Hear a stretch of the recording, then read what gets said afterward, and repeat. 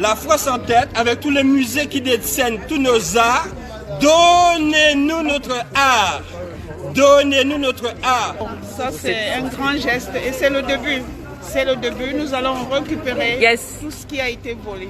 Nous n'allons plus pleurer parce que nous les Africains, nous sommes fiers de l'être. Et nous allons arracher notre liberté. Nous sommes les enfants de Shaka Zulu, de Nelson Mandela, de Martin Luther King, de Willy Mandela.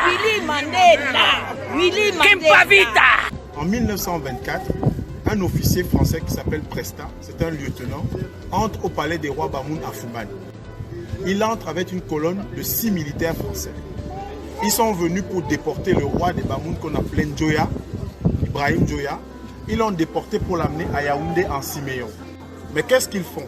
Après avoir humilié le roi Njoya dans son palais, qui a été construit de 1907 à 1917, qu'est-ce qu'ils ont fait?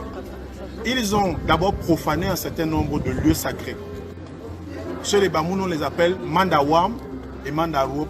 Mandawam, c'est quoi? Et Mandarop, ce sont les endroits où le roi est nu au moment de son intronisation.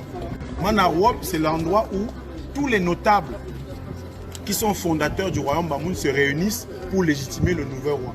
Eh bien, le lieutenant Presta est rentré dans ces cases, qui sont des cases sacrées pour ce peuple, qui sont des lieux de décision et de pouvoir pour ce peuple.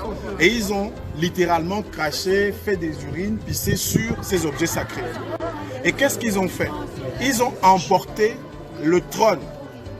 Ils ont emporté le trône du 11e roi des Bamoun. Le 11e roi des Bamoun, c'est qui? Il s'appelle Mbombo. Il a régné de 1757 à 1813. Et ce trône-là s'appelle Mandu Yenu. Mandu, c'est sa mère, et Yenu, c'est sa grand-mère.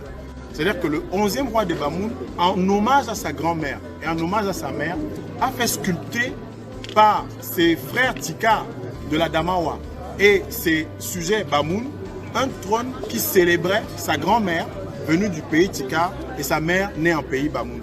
Et ce trône-là se trouve aujourd'hui au musée du Quai Branly.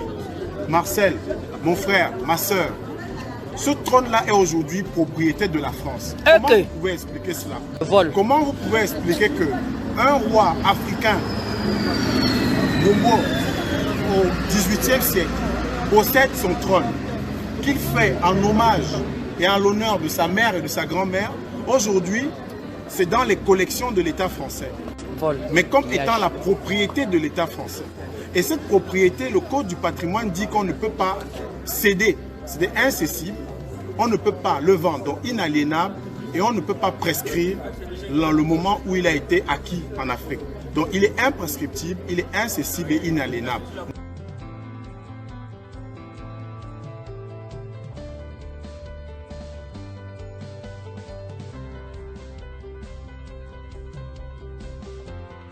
Je voudrais vous dire encore merci, merci, parce que NIT était les premiers mots à l'instant, quand vous avez commencé par les réseaux, et quand vous êtes venus, vous vous êtes déplacés physiquement. Et ce que j'aimerais dire, c'est que le combat, quand il est mené, ce n'est pas un combat pour la personne, c'est un patrimoine commun.